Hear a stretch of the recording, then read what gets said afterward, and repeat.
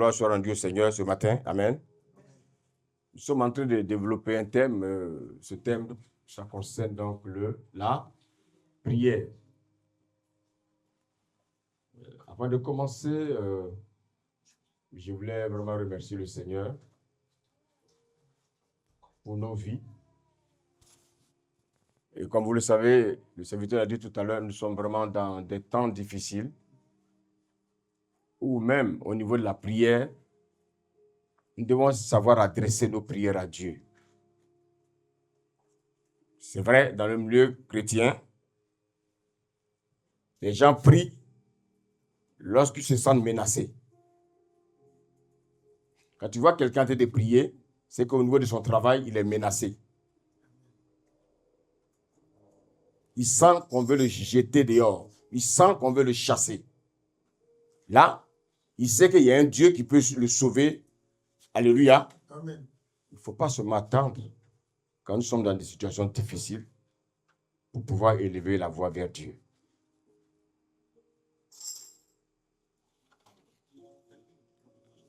La Bible dit que nous, en tant que chrétiens, nous devons prier sans cesse.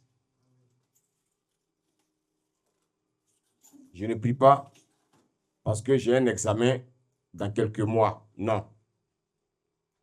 Chaque jour, je dois prier. Est-ce que je me fais comprendre ce matin? Amen. Est-ce que Dieu est là ce matin? Amen. Avant toute chose, je voulais rappeler aux uns aux autres. Vous savez, la vie chrétienne a deux phases.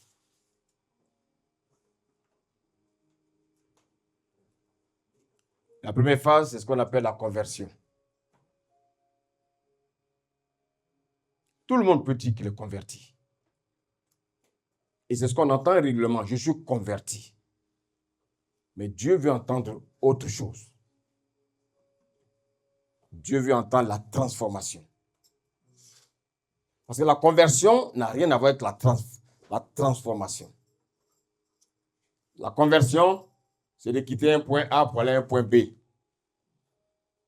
La transformation, c'est lorsqu'il y a le renouvellement de l'intelligence. Et c'est ça qui manque aux chrétiens.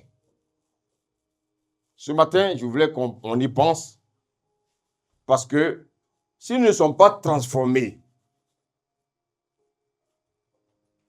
il sera difficile pour nous de penser à l'enlèvement. Parce que les chrétiens, ils pensent à tout sauf à l'enlèvement. Or, c'est pour ça, frère, que nous venons à l'église. C'est pour ça que nous cherchons Dieu. C'est pour ça que nous méditons la parole. Nous ne venons pas à l'église pour venir chercher du travail. Non. Parce que les païens ne viennent pas à l'église pour avoir du travail. J'ai connu des personnes qui sont venues à l'assemblée parce qu'ils voulaient les papiers. Parce que ça tardait, ils ont disparu. Ça veut dire que dans leur motivation, ils voulaient les papiers. Donc la motivation n'était pas bonne. Parce qu'on leur a dit que les pasteurs donnent les papiers. Non, aucun pasteur ne donne les papiers. C'est le Seigneur qui donne les papiers. Dis Amen. Amen. Et voici pourquoi, vraiment, je voulais vous encourager. Nous sommes dans des moments difficiles. Et le Seigneur, qu'est-ce qu'il attend de nous? Il attend que nous soyons concentrés, nous soyons motivés pour les choses du royaume. Amen. Et vous savez, quand je parcours les évangiles, il y a un caractère de Jésus qui m'a marqué. C'est la compassion. Jésus avait compassion des âmes. Nous, les chrétiens, je pense que ce caractère-là nous manque souvent. Alléluia. Vous savez, un chrétien, il doit voir celui qui est en face de lui comme étant supérieur à lui. Vous savez, il y a quelque chose que je commence à remarquer dans les assemblées, malheureusement, c'est que quand dans une assemblée, il y a plusieurs serviteurs de Dieu, il commence à avoir de la jalousie.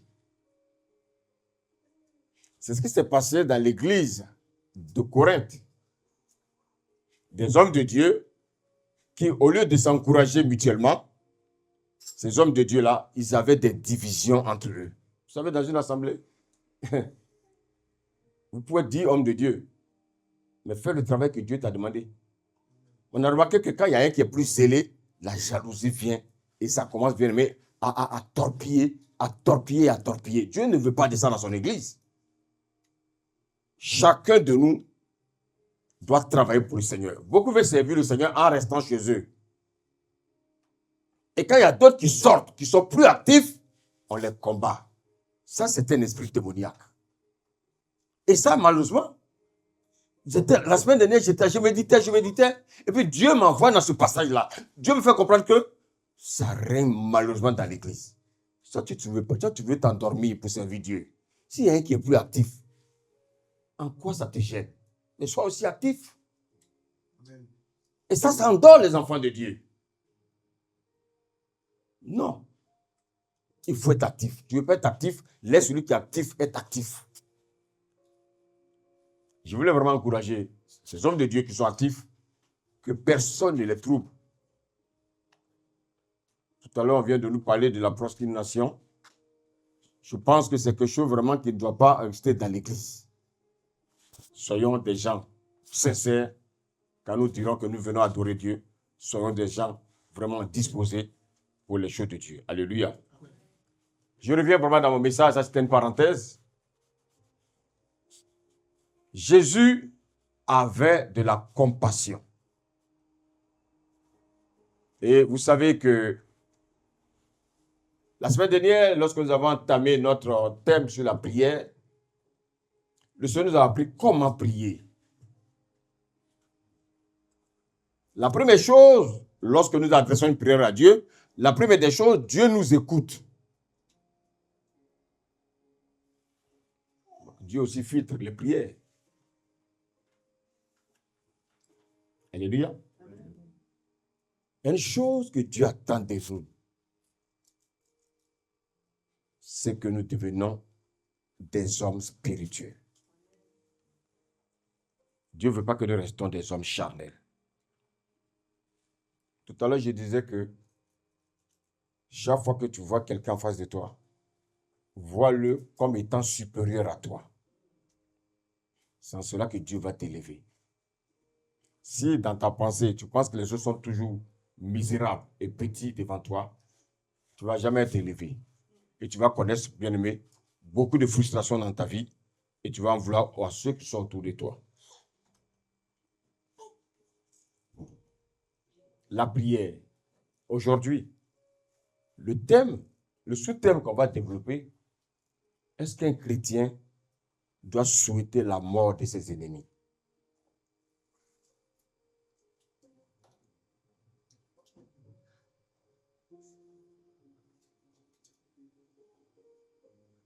On entend souvent des gens dire, dans ma famille, il y a des sorciers.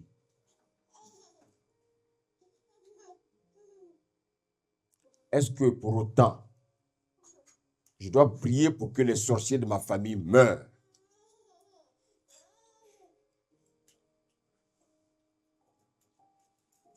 Alléluia. Est-ce que conformément à la sainte doctrine, je dois demander la mort de mes ennemis? Est-ce que conformément à la parole de Dieu, prier pour qu'un ennemi meure, est-ce que c'est biblique? Est-ce que c'est ce que Dieu nous recommande?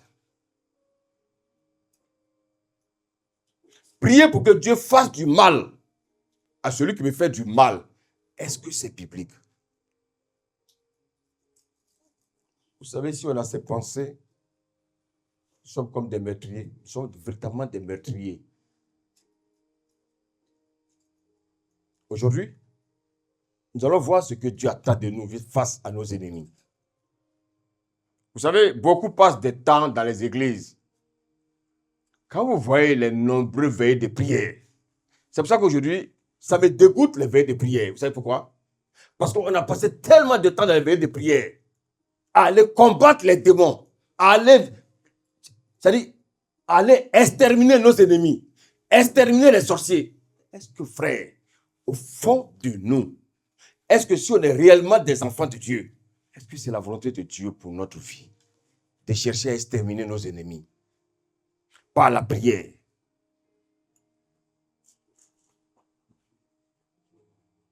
Les gens vont dans des veillées, ils prient jusqu'au matin, mais c'est pour tailler les sorciers. Tailler, oui, dans ma famille, je taille ma tante, je taille mon oncle.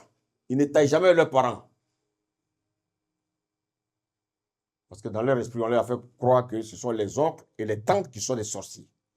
Mais ce qu'ils oublient, c'est que la tante ou l'oncle ne peut pas t'atteindre sans passer par tes parents.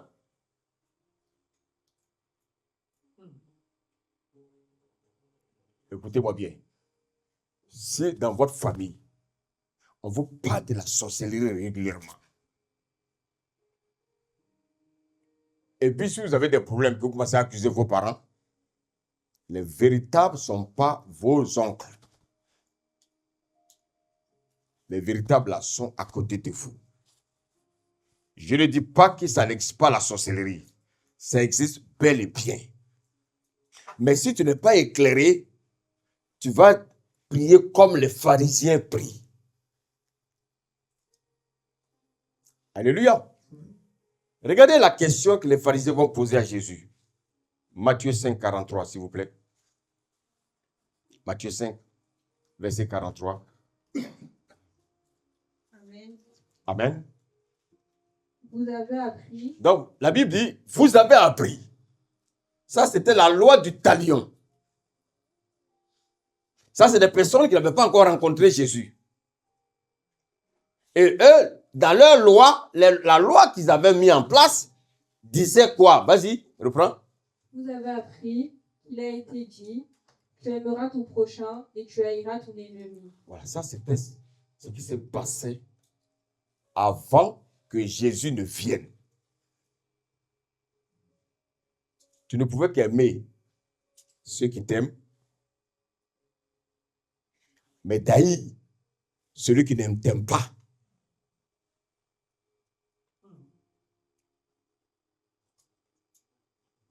Allô? Vous voyez, je ne sais pas, quand tu es un véritable enfant de Dieu, normalement ça sonne mal dans ton oreille. Alléluia.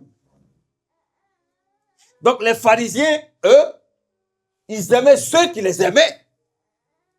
Mais tous ceux qui étaient considérés comme leurs ennemis, ils les haïssaient.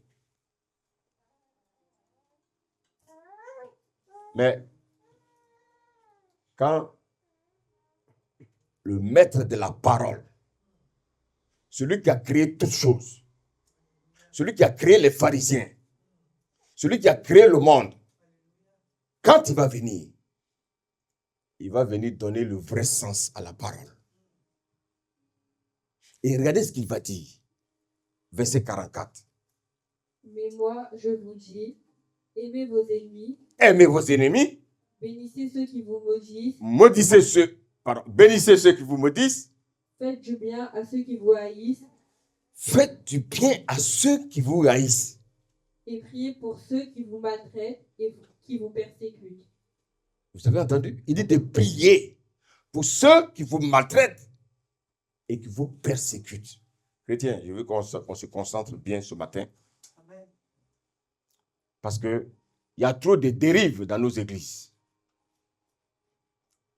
Il y a trop de fausses doctrines dans nos églises. Et les gens, ce sont ces fausses doctrines-là que les hommes aiment. Vous voyez, la parole qu'on vient d'entendre, ça c'est Jésus.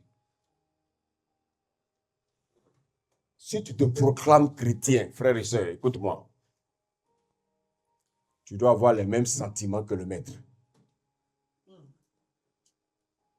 Si tu dis, tu confesses de ta bouche que tu es chrétien, tu dois avoir les mêmes sentiments que le maître. Le maître s'appelle Jésus. Alléluia. Alléluia. Amen. Vous savez, le Seigneur n'a pas dit, comme on t'a fait le mal, alors rends le mal par le mal. Vous savez, c'est pas ce qu'il a dit.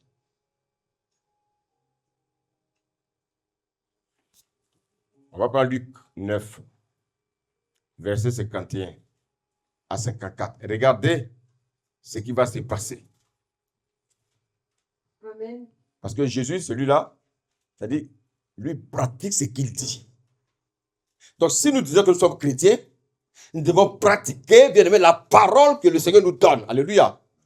Regardez. Lorsque le temps où il devait être enlevé du monde approcha, Jésus prit la résolution de se rendre à Jérusalem. Sa mort approchait. Sa mission était, bien aimé, presque à sa fin. Il devait aller mourir à la croix. Il était conscient de ça. Alléluia. Verset 52. Il envoya devant lui des messagers qui se mirent en route et entrèrent dans un bourg des Samaritains pour lui préparer un logement. Jésus devait aller en Samarie pour aller prêcher l'évangile. Et donc, il a amené des messagers pour qu'on lui trouve une chambre d'hôtel. Allô? Mais les démons ont été avertis. Et qu'est-ce qu'ils vont endurcir le cœur du propriétaire? Regardez la réaction du propriétaire. Oui, vas-y. Mais on ne le reçut pas, parce qu'il se dirigeait sur Jérusalem. Vous avez vu? Il allait à Jérusalem. Il devait faire escale en Samarie. Et les gens savent que c'est le grand Jésus qui arrive. Tous ceux qui étaient dans cette ville. Et comme c'était des démoniaques, ils ne voulaient pas qu'ils passent la nuit dans leur ville. Regardez. Regardez la réaction des disciples de Jésus. Regardez leur réaction. Lis la suite. Les disciples, Jacques et Jean, Oui. voyant cela, dirent, Seigneur, veux-tu que nous commandions que le feu descende du ciel et les consume? Regardez. Ils étaient tellement attristés que l'esprit du mal est rentré en eux. Et regarde ce qu'ils veulent faire. Ils veulent invoquer le feu. Comme, bien aimé, les pharisiens ont l'habitude d'invoquer le feu. On leur a dit, oui, devant ton ennemi, tu peux invoquer le feu. Si tu veux le consumer, invoque le feu. C'est pas ce qu'on voit dans nos églises aujourd'hui. Invoque le feu. On invoque le feu. Le feu te consume. Le feu consume mes ennemis. Le feu consume ma grand-mère. Le feu consume mes ennemis. Le feu consume mon grand-père. Frère, Jésus n'a jamais dit de consumer nos grands-parents. Même s'ils sont des sorciers. Jésus n'a jamais dit d'invoquer le feu pour que le feu les consume.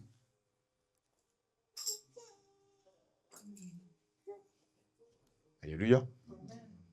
Ils ont décidé d'envoyer le feu. Des gens qui marchent avec Jésus. Des gens qui marchent avec Jésus. Voici pourquoi beaucoup marchent avec Jésus pour leur ventre et leur bas-ventre. Ventre rassasié, et puis ce qui vient en bas du ventre. C'est ça qui intéresse les hommes.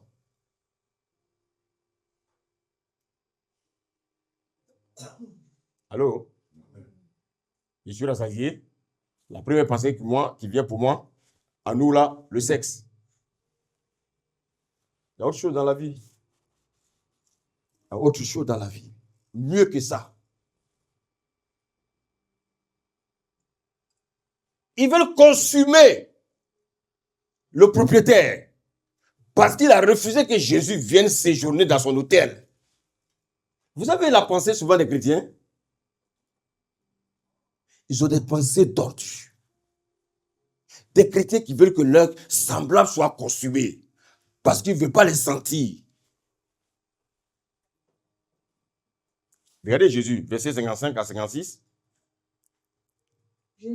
Jésus se tourna vers eux et les réprimanda, disant, vous ne savez pas de quel esprit vous êtes animés. Vous avez vu? Ils ne savent pas de quel esprit ils sont animés. Regarde souvent tes réactions. Regarde souvent tes réactions. Si tu as réellement le Saint-Esprit, il va te dire de quel esprit es-tu animé. Regardez souvent nos réactions. Jésus répond à la question. Est-ce que moi je vous ai enseigné qu'il faut consumer ses ennemis? Est-ce que moi, je vous ai déjà enseigné ces choses? Cet esprit ne vient pas de moi. Alléluia. Souvent, frères et sœurs, écoutez-moi, s'il vous plaît. Faisons attention à ce qui sort de nos bouches.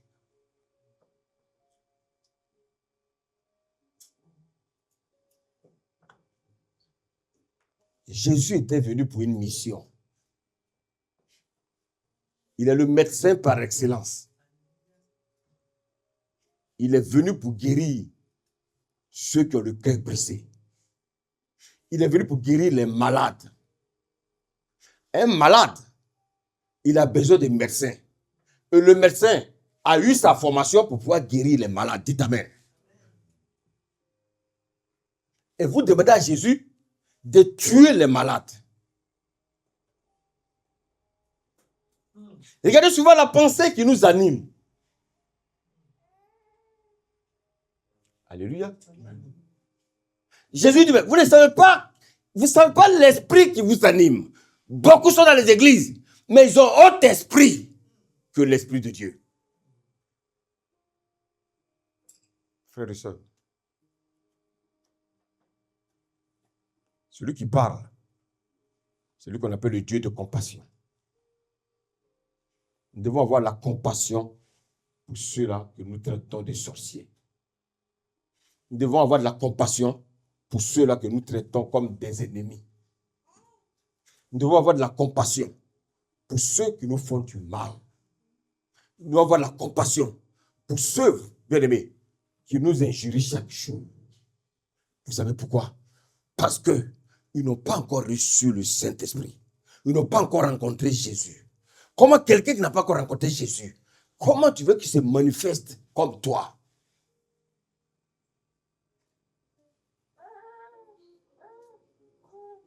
Jésus était venu pour une mission. Regardez sa mission. Lis le verset 56.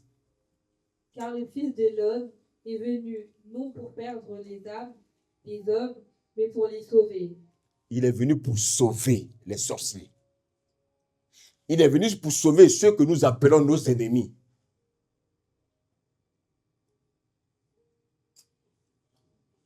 Alléluia. Alléluia. Le Seigneur va réprimander Jacques et Jean. Vous ne savez pas de quel esprit vous êtes animés. Vous voyez que l'esprit du Seigneur n'encourage pas à rendre le mal par le mal.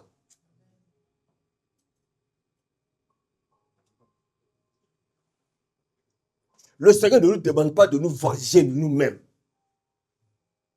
Si quelqu'un t'a fait du mal, Dieu ne te demande pas de te venger toi-même. Il dit, à moi la vengeance, à moi la rétribution. Alléluia. Vous savez, Paul a dit quelque chose de fort.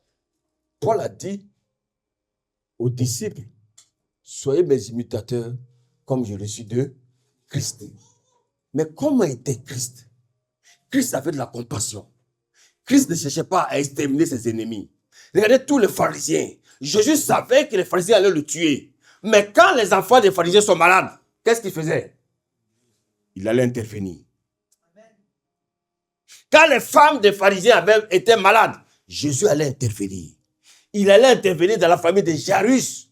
Alors que Jairus lui voulait de mal.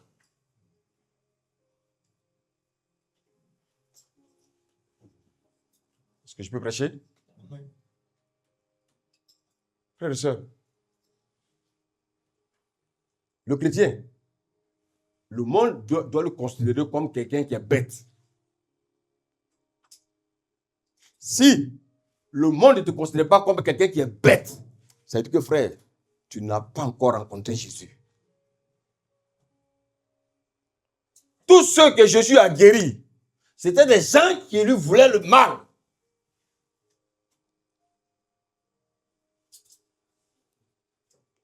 Alléluia. Regardez. Paul, qui n'a pas vu Jésus comme Jean et Jacques. Regardez. La révélation que Jésus l'a enseignée pour nous aujourd'hui, l'Église. C'est pour ça que l'Église, si vous voulez méditer, passez votre temps dans le livre des Actes jusqu'à le livre de l'Apocalypse. Le reste là, c'est des exemples que vous pouvez aller utiliser pour venir enseigner le peuple de Dieu. L'église, on dit acte des apôtres. Acte de quoi? Acte du Saint-Esprit. C'est dans l'église que le Saint-Esprit devait se manifester. Voici là où nous devons piocher nos enseignements. Arrêtez de tromper les gens, allez prendre l'exemple de David. Vous allez voir, dans l'enseignement, je peux prendre l'exemple de David. Mais l'exemple de David vient appuyer. Merci, homme de Dieu. Je ne peux pas venir dire que oui, moi je ne peux pas venir enseigner aujourd'hui à des chrétiens que vous êtes la foi d'Abraham. Jamais. Je vais vous enseigner la foi de Christ. Abraham, lui, il a mis sa foi dans sa promesse à lui. Alléluia. Moi, je suis assis avec Christ. Ma foi est basée sur la foi de Christ. Si ma foi est basée sur moi-même, je suis limité. Mais si ma foi est basée sur Christ, il m'a donné tout. Que ta foi soit basée sur Christ. Amen. Regardons Romains 12, s'il vous plaît. Versets 17 à 20. 17 à 18. Amen. Oui. Ne rendez à personne le mal pour le mal. Vous voyez, il dit, ne rendez à personne le mal pour le mal. Mais les pharisiens disent de rendre le mal par le mal. Jésus te dit, non, non, non, non, non. Dans mon royaume, on ne rend pas le mal par le mal. Lis la suite. Recherchez ce qui est bien devant tous les hommes. Écoutez, moi je mange chez moi du caviar. Et puis je donne ma sauce qui est couchée depuis une semaine dans le frigo. C'est ça que je donne aux voisins.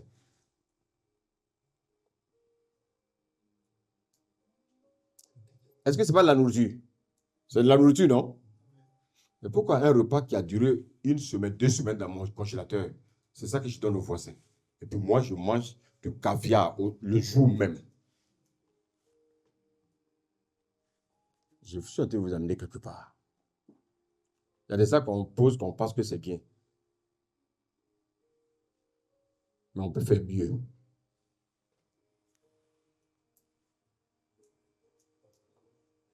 Il y a une recommandation que le Seigneur fait à tout chrétien. Et regardez ce qu'il nous dit au verset 18. S'il est possible. S'il est possible, s'il est possible. Mon frère et soeur, le Seigneur dit, si c'est possible là, voici une grande recommandation que je te donne. Vas-y.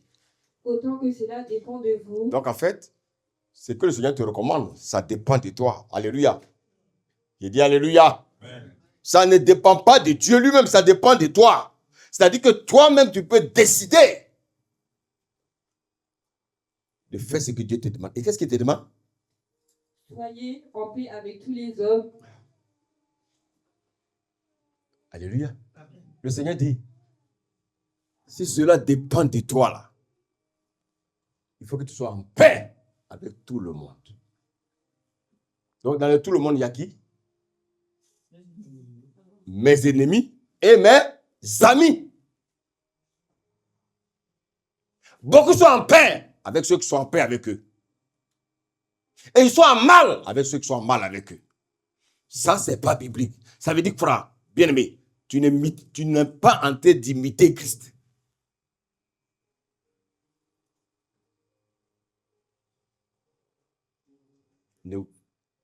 Alléluia. Amen. Si ton ami t'a fait du mal, ton ennemi t'a fait du mal, c'est pas à toi de te venger.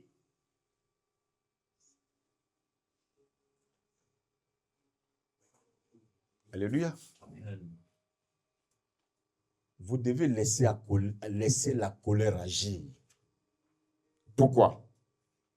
Parce que c'est au Seigneur qu'appartient la vengeance et la rétribution. Est-ce que vous savez que quand vous faites du bien à votre ennemi, la Bible dit quoi? Qu'est-ce que vous mettez sur sa tête? Mais est-ce que vous pensez que pourquoi vous pensez des paroles en l'air? Vous voulez vous venger vous-même. Ça se retourne contre vous. Alléluia. Je vais vous dire ce matin, concernant la sainte doctrine, désirer la mort de ses ennemis n'est pas en conformité avec la parole de Dieu. On va prendre 2 exemples, vous allez comprendre. Prenons Luc 23, verset 34. Amen. Amen. Jésus dit, Père, Père, pardonne-leur, pardonne-leur. car ils ne savent pas ce qu'ils font. Oui. Amen. Merci. Vous savez, il ne faut pas que moi je sois votre modèle. Parce que vous ne savez pas ce que je fais dans le secret. Je m'efforce à imiter Christ.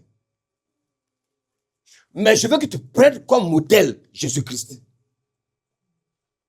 Il faut que Jésus soit ton modèle. Il ne faut pas que ton papa soit ton modèle. Il ne faut pas que ta maman soit ton modèle. Il ne faut pas que tes enfants soient ton modèle. Mais je t'exhorte à imiter Christ. Parce que Christ, lui, il ne va jamais te tromper. Christ, il ne va jamais te manquer de respect. Parce que Christ, il nous respecte.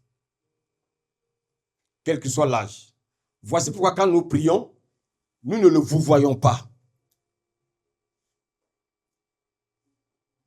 Nous tutoyons Dieu. Alléluia. Dans quelle prière vous avez vous voyez Dieu? Ça n'existe pas.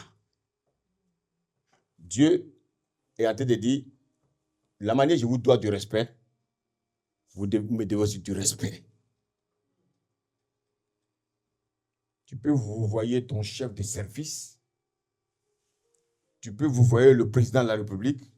Mais Dieu te permet de le tutoyer.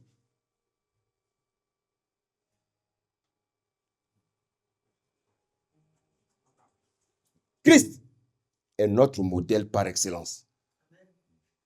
C'est lui que nous devons imiter. Regardez, je vous pose une question. Quand il donnait cette parole-là, il était où? Il était à la croix. Et à la croix, on le caressait. On était en train de faire quoi? On cherchait à le faire quoi? Mourir. Et il dit, Père, pardonne-leur, car ils ne savent pas ce qu'ils font. Je veux que ce matin tu réfléchisses en même temps avec moi.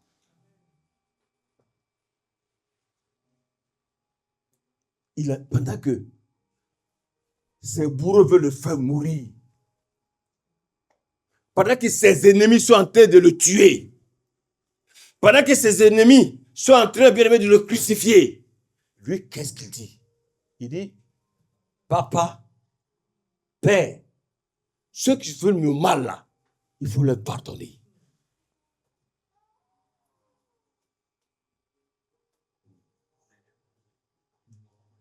Ce n'est pas un jour avant, hein? C'est sur le champ. Alléluia. Alléluia. Amen. C'est pour ça, frère, dans Matthieu 5, il préparait ses disciples. Il préparait l'église à pouvoir l'imiter. Alléluia. Amen. On va revenir dans le verset 44 de Matthieu 5, s'il vous plaît.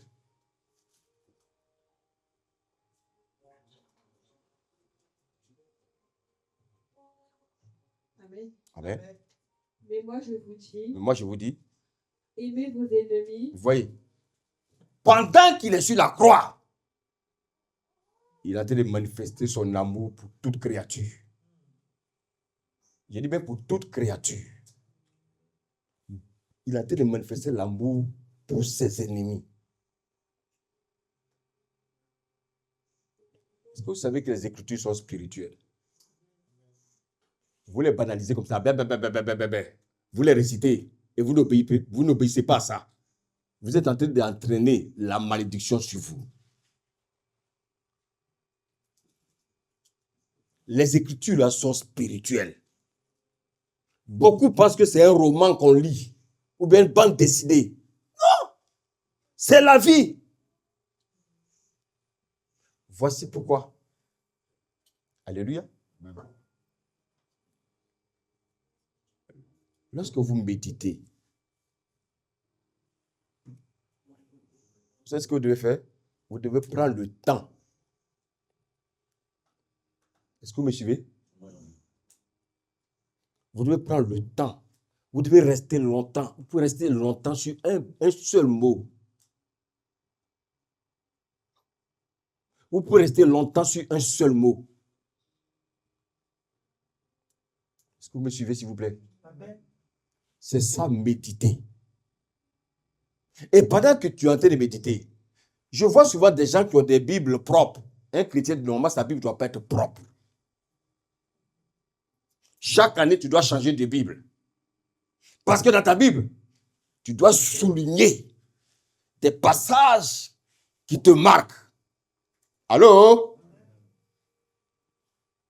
Déjà, tu viens la Bible là, premier jour, il faut donner un an, propre. C'est-à-dire que la Bible était décorative. Comme les gens ont tellement fréquenté les marabouts, ils ont eu des talismans qu'ils mettaient au chevet du lit. Ils prennent la Bible, mettent au chevet du lit parce que c'est la Bible qui va les protéger.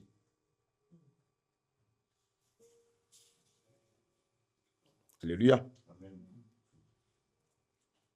Alléluia. Amen. Vous savez, vous savez un peu de qui je suis en train de parler.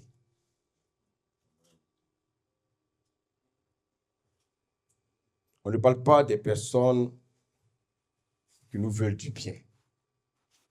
Dans Matthieu 5, là, Jésus ne parle pas des personnes qui nous veulent du bien. Jésus ne parle pas des personnes qui nous font du bien. Mais il parle des personnes qui nous veulent du mal. Je veux que vous compreniez ça. Il est en train de parler des personnes qui nous veulent du mal. Il ne parle pas des personnes qui nous veulent du bien. Vous êtes seulement reconnaissant à ceux qui vous font du bien.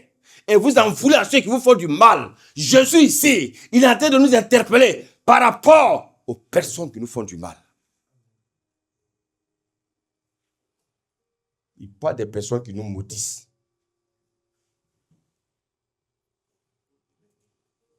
Il parle des personnes qui nous haïssent. Il parle des personnes qui nous maltraitent. Il est en train de parler des personnes qui nous persécutent. Alléluia. Amen. Donc, regardez bien.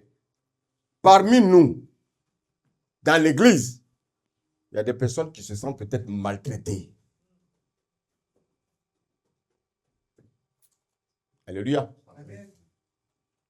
Le Seigneur dit, ceux qui vous maltraitent là, au lieu de bien aimer, de les haïr, le Seigneur dit de prier pour eux. Est-ce que je me fais comprendre? Amen. Il n'a pas dit de prier contre eux. Il dit de prier pour ceux qui vous maltraitent. Donc en fait, qu'est-ce que je vous fais comprendre? Allô? Amen. Donc en fait, la doctrine de Christ ne concerne pas tout le monde. Je ne suis pas en train de parler des personnes qui fréquentent les assemblées. Hein. Ce n'est pas de ça que je parle. Je suis en train de parler de ceux-là qui obéissent à la doctrine de Christ.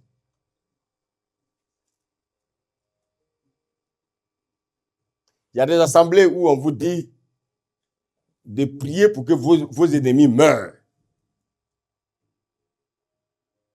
Mais dans la doctrine de Christ, on nous demande de prier pour ceux qui nous maltraitent. Donc, de qui Dieu parle? Dieu parle de ses élus. Ceux-là qui ont fait une rencontre personnelle avec lui à la croix. Dieu parle de qui? Dieu parle de ceux-là qui ont reçu le Saint-Esprit. est-ce que tu as réellement reçu le Saint-Esprit? Parce que si tu as reçu le Saint-Esprit,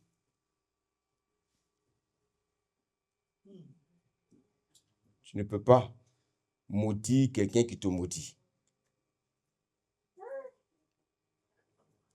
Alléluia. Comment quelqu'un qui me maltraite, comment quelqu'un qui me maudit, comment quelqu'un qui me déteste, alléluia, Dieu me recommande de prier pour lui. Alléluia.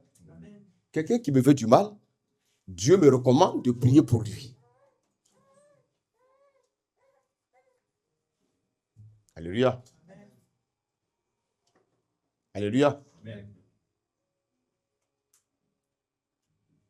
Parce que lui, il a été le premier maltraité. Il a été le premier détesté. Alléluia. Il a été le premier à être persécuté. Il a été celui qui a été crucifié à la croix. C'est celui qui a été crucifié là. Avant d'être crucifié, il te dit, Père, pardonne-leur, car ils ne savent pas ce qu'ils font. Attends, quelqu'un qu'on a été persécuté, tué, il dit, Seigneur, pardonne-leur.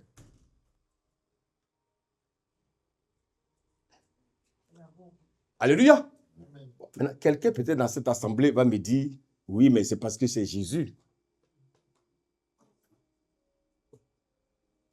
Mais tu es libre de dire que c'est parce que c'est Jésus. Mais moi, je vais te montrer le contraire. Que toi aussi, tu peux faire comme Jésus. Tu n'es pas obligé de répondre le mal par le mal. Non. Jésus l'a fait. Si Jésus l'a fait, si réellement tu as le Saint-Esprit, tu peux lui aussi le faire. Ce n'est pas un message pour plaire à quelqu'un. Hein? C'est un message pour que chacun se remette sur la droite ligne. Parce que les chrétiens sont trop hypocrites. Trop hypocrites. Trop hypocrites. Nous avons besoin d'être transformés. Il y a quelqu'un qui a subi le même sort que Jésus. Mais est-ce que cette personne-là va avoir le même réflexe? Est-ce qu'il va démontrer qu'il est vraiment imitateur de Christ? Acte 6. On va lire le verset 5.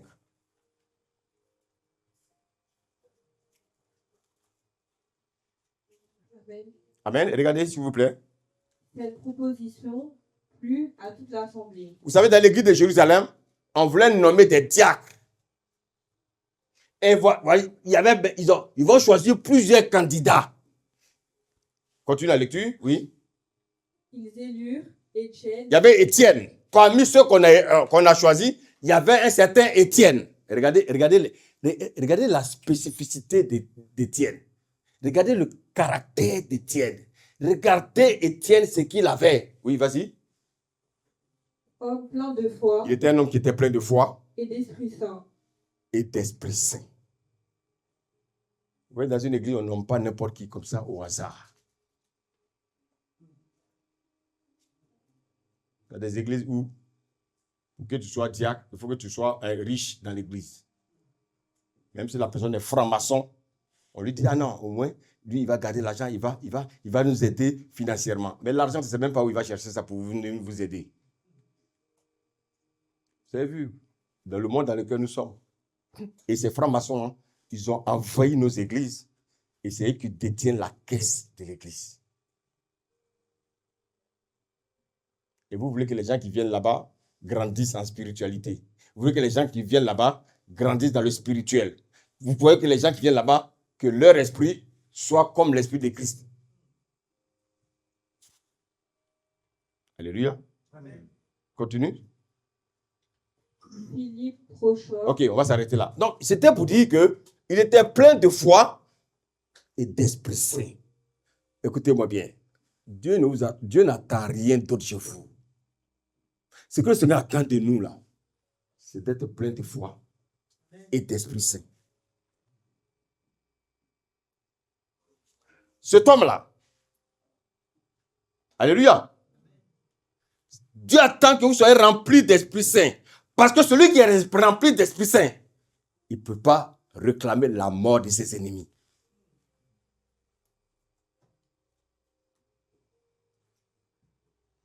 Celui qui est rempli d'Esprit Saint, il ne peut pas être rempli de haine.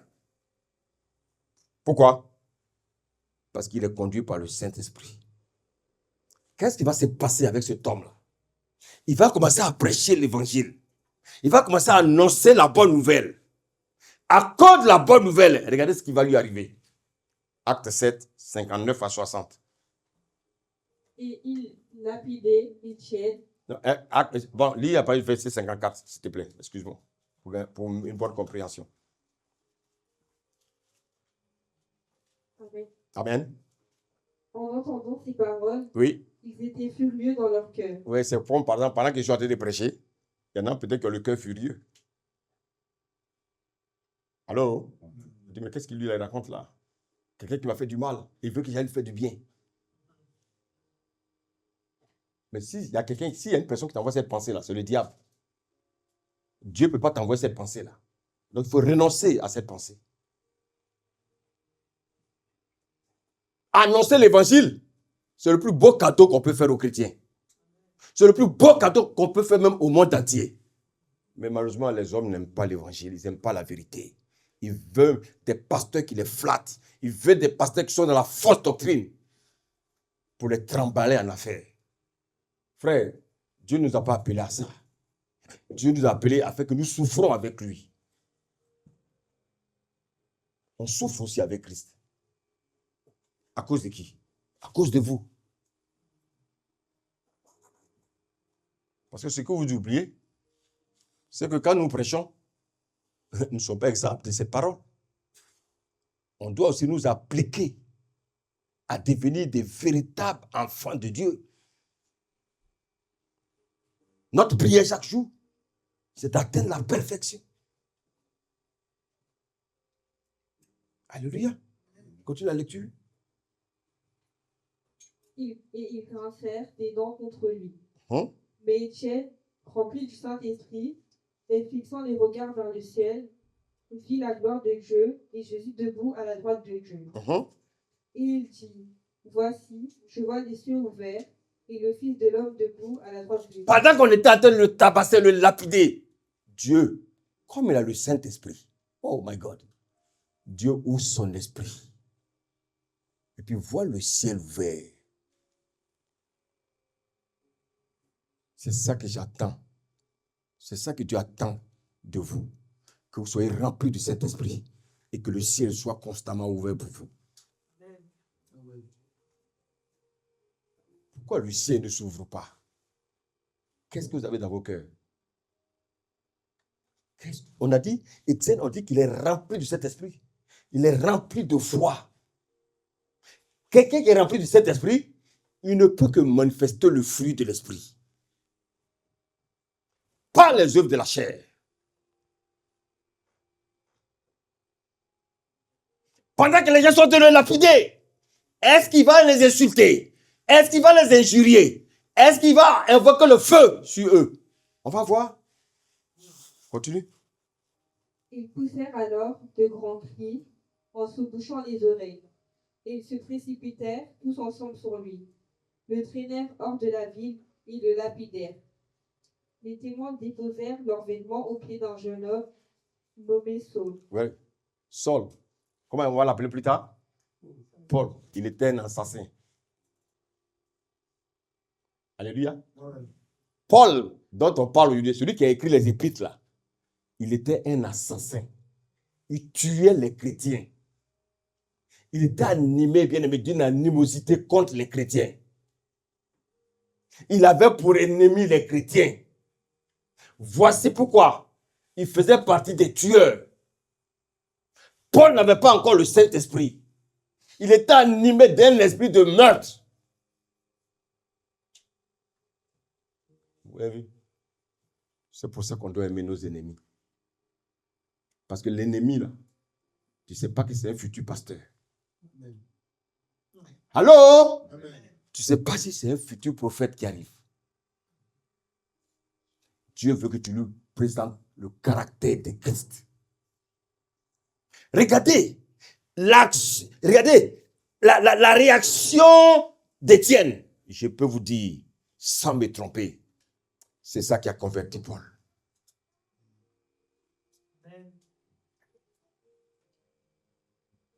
Paul a vu quelqu'un qu'on était en train de massacrer à cause du nom de Jésus. Paul faisait partie des tueurs. Mais je pense qu'au travers de la mort d'Étienne, quelque chose s'est passé dans la vie de Paul. Chers frères et sœurs, il n'y a rien de hasard dans nos vies. Dieu peut mettre un meurtrier sur ton chemin. Mais c'est ce meurtrier-là qui va... ce qui va se passer en toi, ce meurtrier-là. Prépare ta rencontre avec le Seigneur. Nous, on aime les choses charnelles. On pense que toute rencontre est charnelle. Non. La personne que tu rencontres là, c'est t'amener à Christ. Votre serviteur qui vous parle, c'est une femme qui l'a amené à Christ. Parce qu'au départ, j'avais des idées noires. Mais après, mes idées sont devenues blanches. Parce qu'après, j'ai compris que ce n'était pas le sexe seulement qui comptait. Comme j'aimais ça, Dieu m'a mis quelqu'un qui aime ça sur mon chemin. Et c'est là qu'il m'a taclé. Alléluia. On dit que pendant qu'on lapidait Étienne, Saul était là. Et Saul était là parmi les meurtriers. Verset 59, regardez. Et il lapidait Étienne qui priait. Normalement, quand quelqu'un qu'on lapide, normalement, il doit pleurer. Il doit crier. Mais regardez ce qu'il faisait. Il faisait quoi? Il priait. Il priait.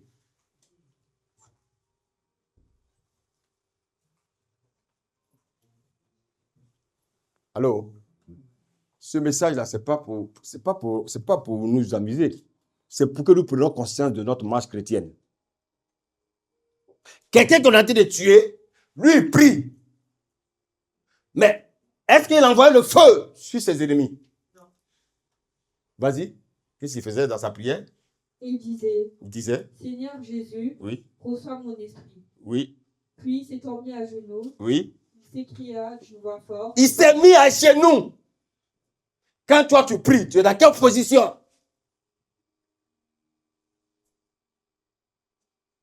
Il s'est mis à genoux. Frères et sœurs, est-ce que vous m'écoutez ce matin? Est-ce que vous m'écoutez ce matin? Il s'est mis à genoux. Oui, j'envoie le feu! J'envoie le feu! J'envoie le feu! J'envoie le feu! Oh, qu'il meure! Oh, tous ceux qui m'attaquent, qu'ils meurent aujourd'hui! Ouais, j'ai envoyé le feu! Ouais, on va vous enterrer! Est-ce que c'est ce qu'il a dit? Non. Quand on a le Saint-Esprit, on ne fait pas ce genre de prière.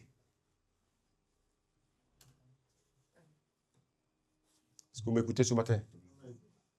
On est tous dans le thème de la prière, hein? Parce que beaucoup prient mal. Beaucoup passent le temps à invoquer des prières contre leurs ennemis. Ils veulent tuer leurs ennemis. On ne tue pas nos ennemis.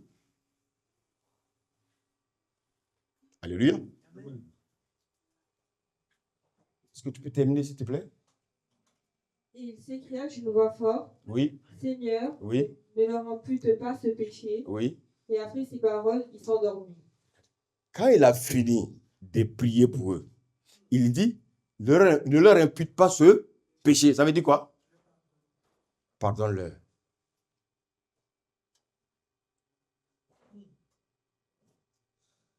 Est-ce que toi, tu peux prier pour que Dieu pardonne à tes bourreaux? Ceux qui t'ont fait du mal dans ta vie, là. Est-ce que toi, tu peux les pardonner? Tu peux prier pour que Dieu les pardonne? La majeure partie de ceux qui disent sont chrétiens, est-ce que réellement, ils peuvent prier comme Jésus a prié?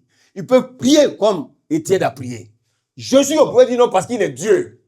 Dieu te montre un homme qui est ton semblable, comme toi, qui a reçu le Saint-Esprit. Si réellement tu as reçu le Saint-Esprit, frère et soeur, tu vas prier comme Étienne. Amen. Alléluia. Amen. Étienne n'était pas un chrétien yo-yo. Étienne n'était pas un chrétien yo-yo. Alléluia. Amen. Il n'était pas un chrétien de bâtiment. Étienne appartenait réellement au corps de Christ. Cette église qui a été fondée à Jérusalem.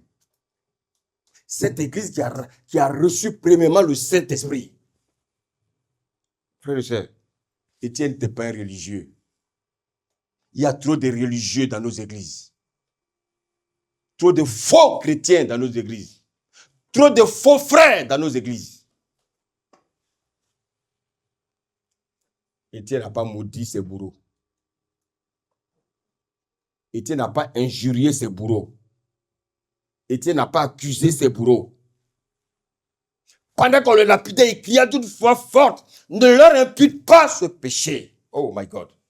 Autrement dit, pardonne-leur, car ils ne savent pas ce qu'ils font. Est-ce que toi, tu peux prier comme ça?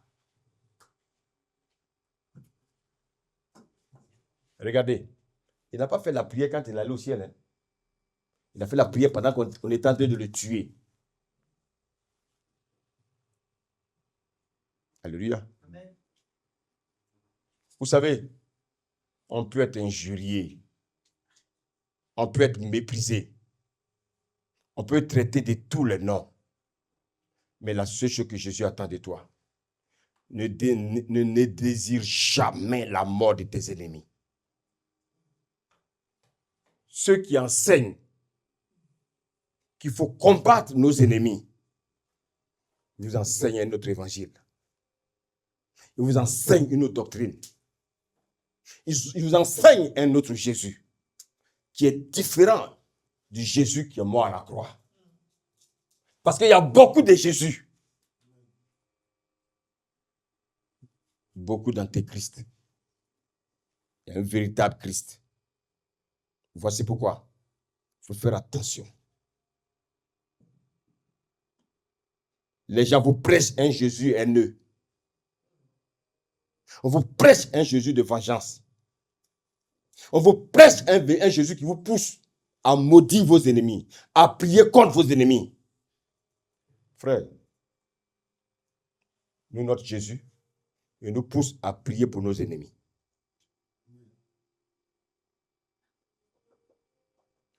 Est-ce que quelqu'un me suit ce matin? Notre Jésus, il ne nous pousse pas à nous venger nous-mêmes.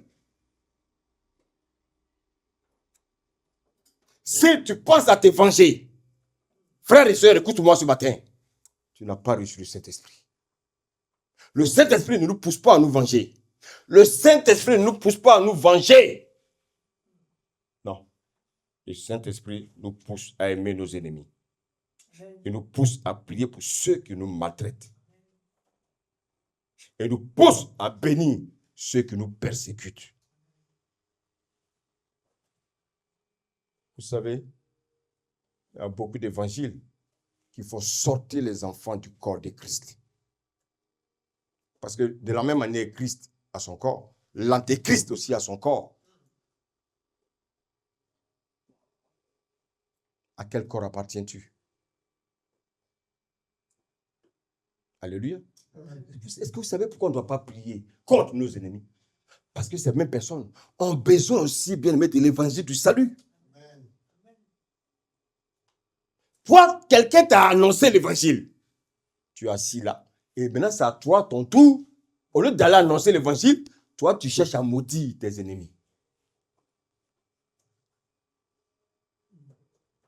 Ces personnes aussi doivent bénéficier de l'œuvre du salut. Jésus est venu pour nous sauver de nos péchés, de nous sauver du péché adamique, de nous sauver, bien aimés, de Satan et de ses démons, et de nous sauver des vaines manières héritées de nos parents. 4 captivités auxquelles nous étions soumis. Alléluia.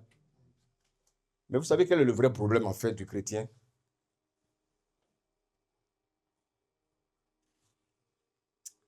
En fait, les gens pensent que le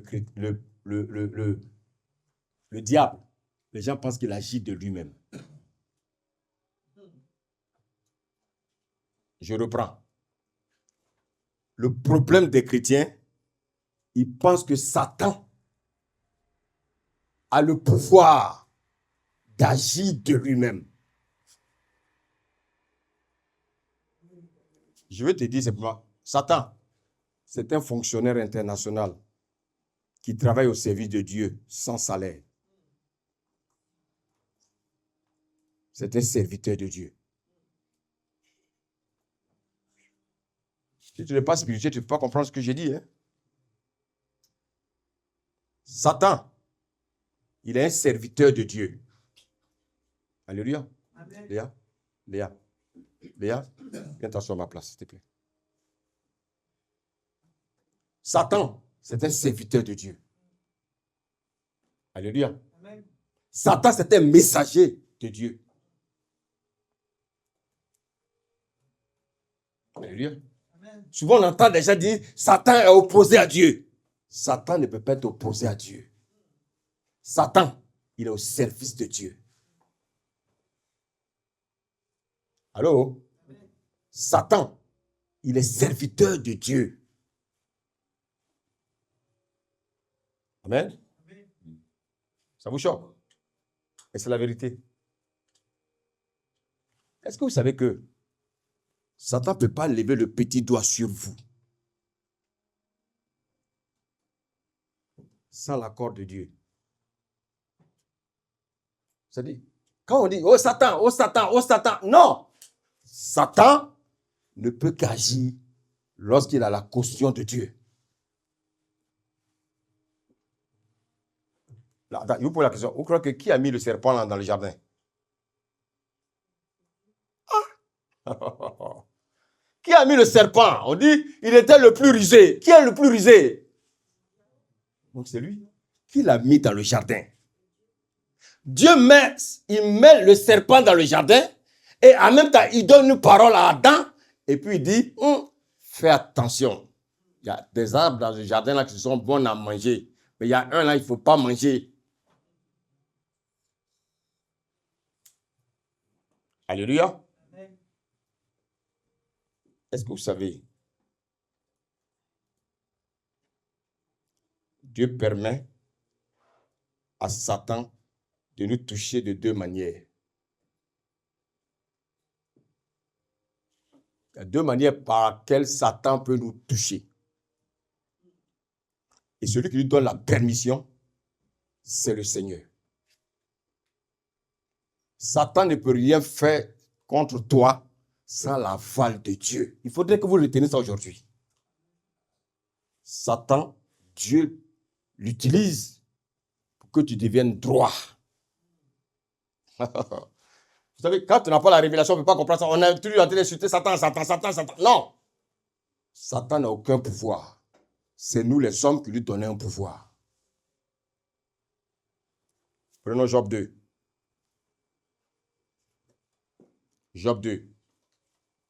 On va lire du verset 2, du verset 1, pardon, au verset 6. Regardons.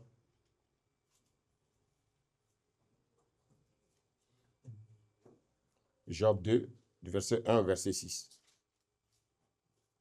Ça, c'est la première manière, la première façon où Satan nous touche là.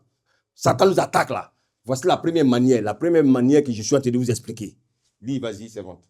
Or, les fils de Dieu vinrent un jour se présenter devant l'Éternel. Oui. Et Satan vint aussi au milieu d'eux. Bon, donc pendant que nous sommes là, qui est là?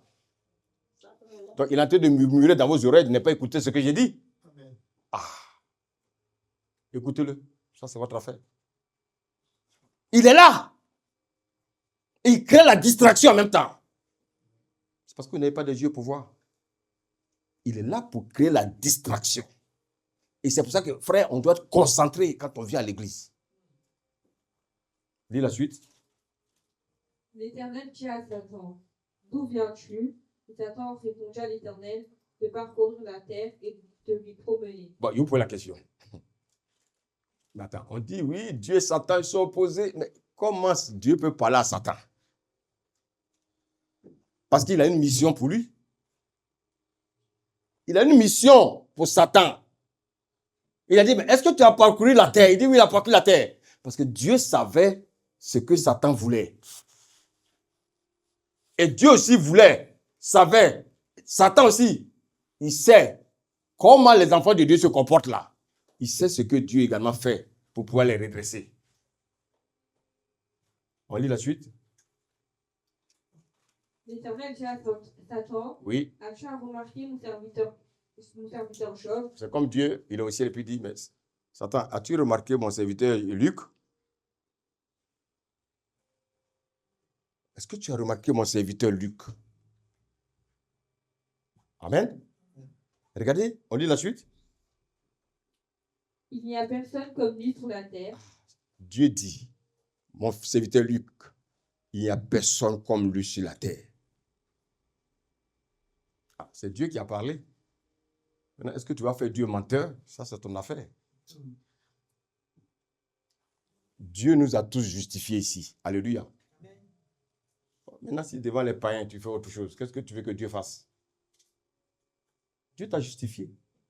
Si tu passes ton temps à commettre le péché, tu veux que Dieu fasse quoi? Alléluia. C'est pour ça qu'on doit avoir un bon témoignage. Soyons des craignants Dieu. Ayons un bon témoignage. Pas à cause de nous, mais à cause de celui-là qui nous a sauvés. Parce que lorsqu'on parlera de lui, les gens nous écouteront. Mais si nous avons un mauvais témoignage, les gens ne vont jamais nous écouter. Même si on a 3 Bibles dans nos mains, et puis on se promène dans le quartier, ça ne les intéresse pas. Ce n'est pas la quantité des Bibles qui intéresse les gens. Il faut que toi, tu sois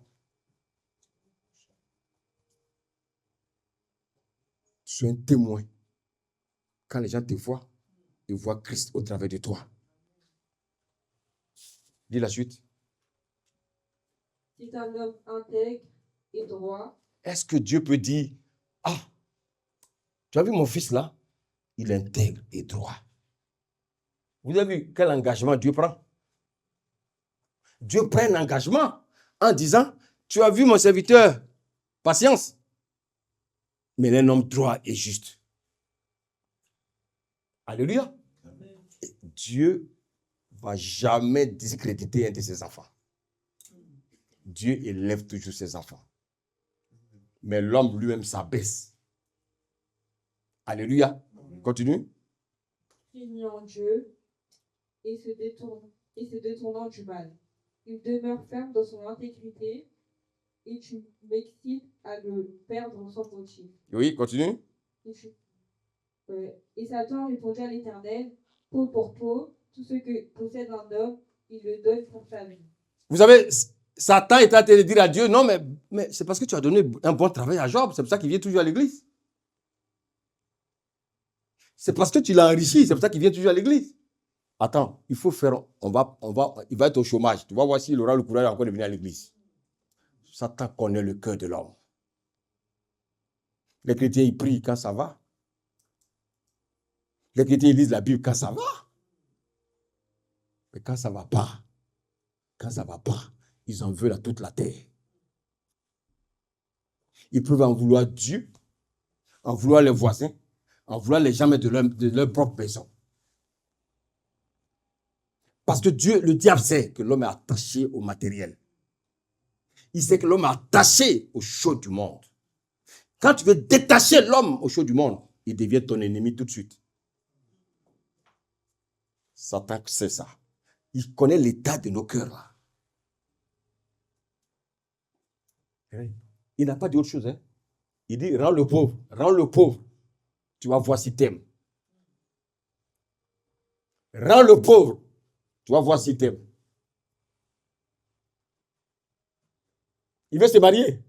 N'envoie aucune femme devant lui. Tu vas voir si t'aimes. Il va retourner au bois de Boulogne tout de suite. C'est le cœur de l'homme qui est comme ça. Mais le cœur du chrétien doit pas être comme ça. Est-ce que tu peux continuer, s'il te plaît? Mais étends ta main, touche à ses os et à sa chair, et j'en suis sûr qu'il te maudit en face. Oui. L'Éternel dit à Satan, Oui. voici, Voici. je te le livre, Oui. seulement épargne sa vie. Bon. Qui a livré Job à Satan? Je vous pose la question. Quand tu as un problème là, qui envoie Satan? Dieu. Oh. Écoutez-moi bien. Satan ne peut pas te toucher sans l'aval de Dieu. Tous les problèmes que tu traverses, c'est parce que Dieu a donné son feu vert. En te donnant du travail, et puis tu ne viens plus à l'église. Dieu dit, va toucher le cœur de son patron. Bon, madame, monsieur, bon, mais vraiment, nous sommes insatisfaits de tant. C'est Dieu qui permet tout. Je dis, tout ce qui nous arrive, c'est Dieu qui permet. Comme tu es devenu plus intelligent que moi, Dieu, je vais te montrer que je suis plus intelligent que toi. Et tout ça, ça fait partie de la compassion de Dieu. Parce que Dieu ne veut pas que tu te perdes à cause du chaud du monde. Alléluia. Alléluia. Donc en fait, la première manière que Dieu permet à Satan de nous attaquer, c'est pas les épreuves. Donc Dieu lui-même peut permettre une situation dans notre vie parce qu'il veut nous éprouver. Alléluia. Maintenant, il y a une deuxième manière. Éphésiens 4, verset 26 à 27.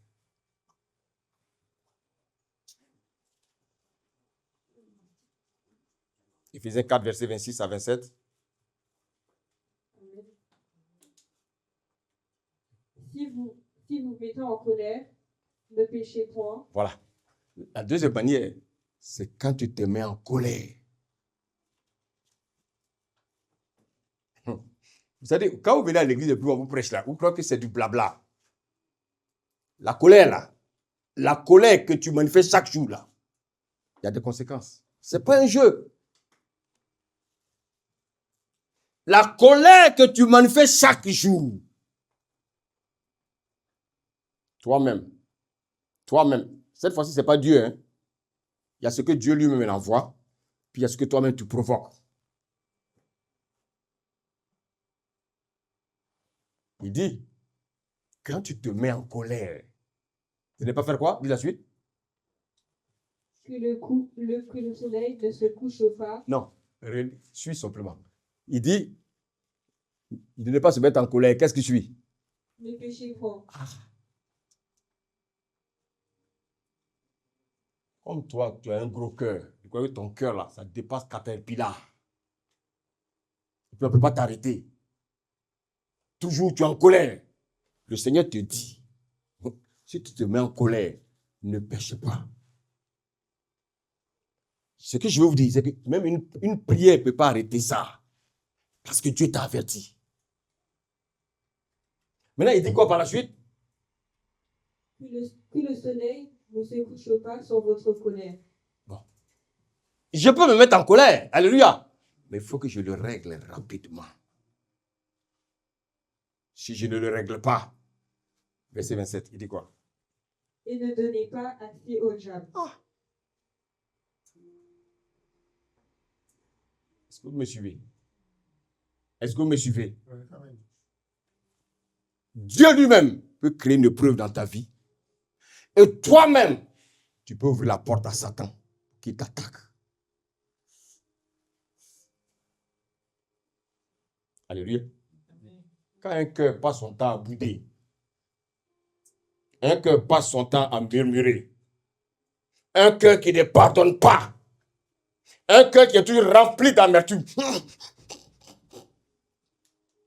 Même tu attends quoi de Dieu? Qu'est-ce que tu veux que Dieu fasse?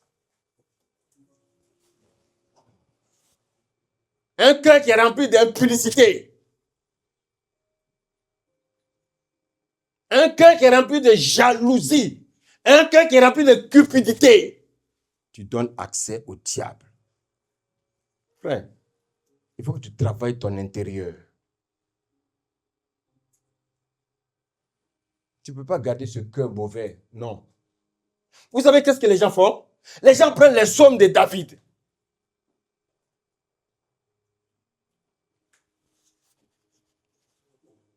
Ils savaient ça qu'ils font le combat.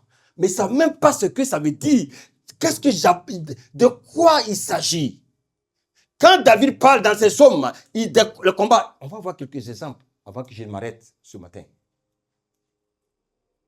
Avant de parler de quelques psaumes de David, je vais te donner un conseil. Est-ce que tu veux avoir un cœur pur? Est-ce que tu ne veux pas prier contre tes ennemis? Est-ce que tu ne veux pas que Satan t'attaque? Je ne prêche pas ça pour vous faire peur. Je vous prêche ça pour que vous compreniez quelles sont les tactiques du diable. 1 Jean 5, regardez le verset 17 à 18.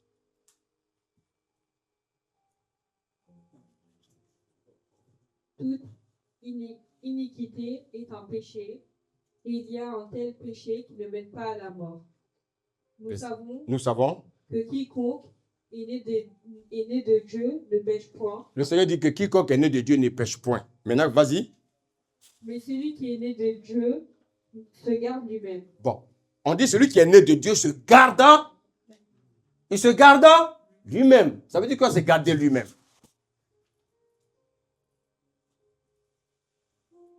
Alléluia. Et quand il se garde lui-même, la suite? Et le malin ne le touche pas. Ah. Alléluia. Est-ce que tu veux que le malin te touche? Si tu ne te gardes pas toi-même, le malin va te toucher.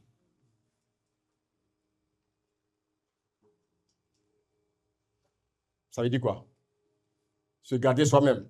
Si tu n'obéis pas à la parole de Dieu, le malin va te toucher.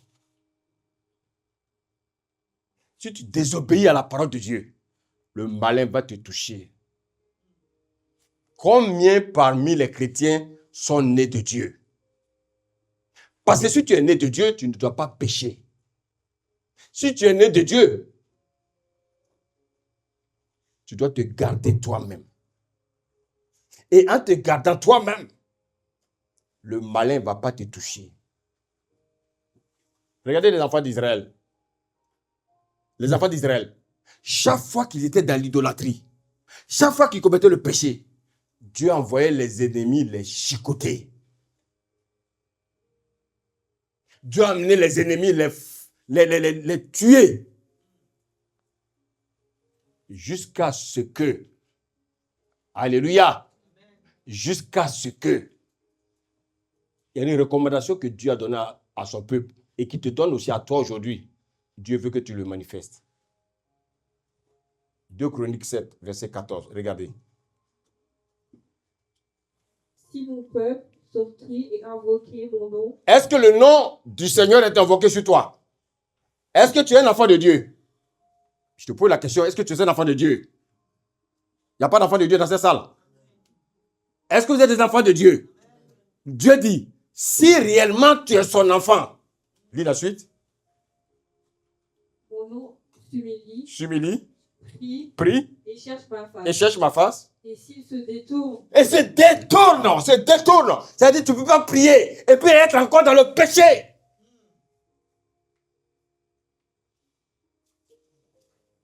Beaucoup prient, mais ils continuent dans le péché. Mais tu te moques de qui?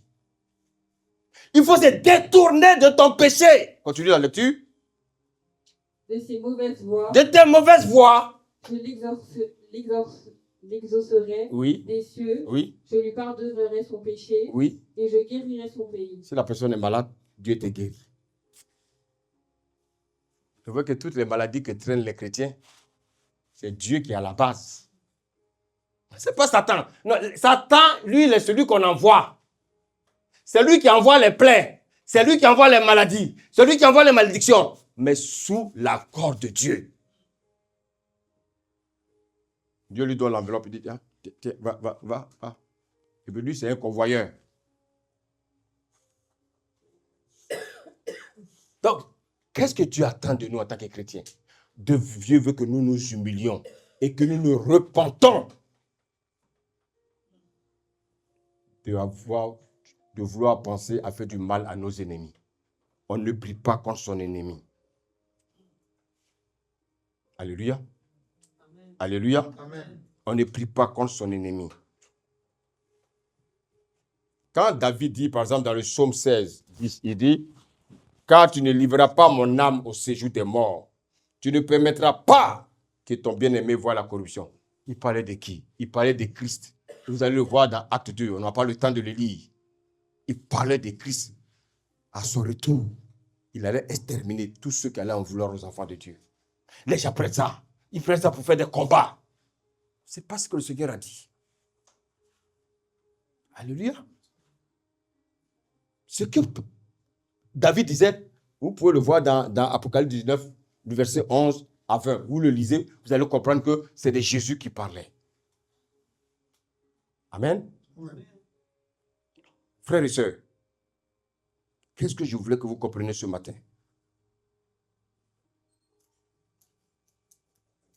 Jésus a prié pour ses ennemis. Parce que ses ennemis aussi ont besoin d'être sauvés. Chaque fois que tu es dans une situation devant un ennemi, proclame des paroles de bénédiction sur sa vie. Alléluia. Proclame des paroles de bénédiction sur sa vie. On ne prend pas les psaumes pour faire des combats, pour tuer nos ennemis, pour envoyer le feu. Les psaumes nous aident à nous entretenir. Alléluia. Il dit, entretenez-vous par des psaumes. Parce que les psaumes là, c'est quoi? Ça préfigure tout ce qui est dans le Nouveau Testament. Donc quand je lis les psaumes, je me réfère, je comprends mieux ce que je lis dans le Nouveau Testament. Ce sont des exhortations profondes. Parce que l'Église a l'Esprit de Dieu. En lisant les psaumes, l'Église peut garder sa sanctification. Mais ce n'est pas pour combattre des démons. Alléluia. Amen. Frères et sœurs, ne vous levez pas contre vos ennemis. De la même manière, le Seigneur vous a pardonné. Pardonnez à vos ennemis. Dites-moi, est-ce que le cœur que nous avons là peut pardonner? Si on n'a pas le Saint-Esprit, comment nous allons pardonner? Dans la Bible, quand vous lisez tous les combats que David a menés, c'est parce que David était le roi d'Israël. Il protégeait le pays des attaques de l'ennemi. Donc, c'était des armes physiques. Ce n'est pas des armes spirituelles, ce sont des armes physiques. Mais malheureusement, nous les chrétiens, comment aujourd'hui nous combattons l'ennemi? On combat l'ennemi avec ses propres armes. Vous pensez que si la Russie combattait avec les armes de l'Ukraine, ils allaient vaincre l'Ukraine? Nous les chrétiens, on veut combattre Satan avec ses armes. On veut combattre Satan dans la haine. On veut combattre Satan dans le mal. On veut combattre Satan dans la méchanceté. Non. Il faut combattre Satan dans l'amour. Vous dites Amen. C'est dans l'amour qu'on combat Satan. Toi, tu es la lumière du monde. La lumière, lui, dans les ténèbres. Tu es lumière, tu ne peux pas te comporter comme les ténèbres. Alléluia. Si tu pardonnes à tes ennemis, la maladie qui te ronge là va guérir. Beaucoup sont dans nos églises, ils sont malades parce qu'ils ont le cœur qui sont remplis de haine. Alléluia. Amen. Un dernier passage, et puis on va prier. Qu'est-ce que je dois faire devant mes ennemis? Jacques 4, verset 7. Jacques 4, verset 7.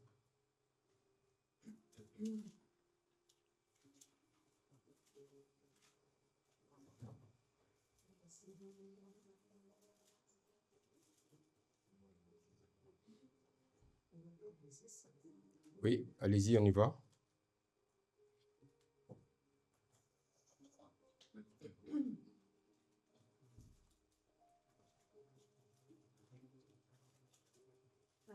Amen. Soumettez-vous donc à Dieu. Devant une situation, Dieu dit de nous soumettre à lui. Alléluia. Oui, vas-y. Résistez au diable Résistez au diable. et il fuira loin de vous. Comment je peux résister au diable? En obéissant à la parole de Dieu. Ce n'est pas une affaire de combat. Dieu ne demande pas de combattre là. Il dit de résister au diable. Comment je peux résister au diable? C'est en obéissant à la parole de Dieu. Regardez l'exemple de Paul. Est-ce que vous savez que Paul était malade? Est-ce que vous savez que Paul avait une écharpe? Mais il dit quoi? Il y a un esprit qui souffletait. Dieu lui a mis une écharpe. Mais qu'est-ce qu'il a fait? Paul, ça le gênait, mais ça ne le gênait pas. Et qu'est-ce qu'il a fait? Qu'est-ce qu'il a demandé à Dieu? Il a levé, il a prié combien de fois? 3 fois. Et qu'est-ce que Dieu lui a dit? Ma grâce te suffit. Donc, qui a mis l'écharpe là? C'est Satan? C'est Dieu. Dieu a mis l'écharpe à Paul pour ne pas qu'il soit orgueilleux. Donc, tout le mal que nous avons, ce n'est pas Satan. Dieu a mis l'écharpe. Paul, est-ce que Paul a dit, j'envoie le feu, Satan, je t'envoie le feu, Satan? Non. Satan ne peut rien. Il a prié 3 fois, il a demandé pardon à Dieu. Dieu dit, cette écharpe-là, tu vas faire mon œuvre avec. Ça va te permettre d'être humble. Alléluia. Il dit, l'ange de Satan, pour le souffleter. Oh, mais Paul a dû souffrir. Mais Dieu dit, ma grâce te suffit. Bien-aimé, ce matin, je voulais que tu comprennes que devant tes ennemis, tu dois manifester l'amour. Amen. Il n'y a pas de catégorie d'ennemis. Un ennemi, c'est un ennemi. Le Seigneur dit d'aimer nos ennemis, de prier pour qui? Pour ceux qui nous maltraitent, de bénir ceux qui nous persécutent. Et qu'est-ce qu'il a dit également? De bénir ceux qui nous maudissent. Frères et sœurs, devant Dieu, je t'ai prêché ce message. Devant Dieu, je t'ai prêché ce message. Tout ce que Dieu attend de toi, c'est de la mettre en pratique. On ne maudit pas ses ennemis. On aime ses ennemis. Que le Seigneur vous garde. Que le Seigneur vous garde. Et que le Seigneur vous garde. Amen.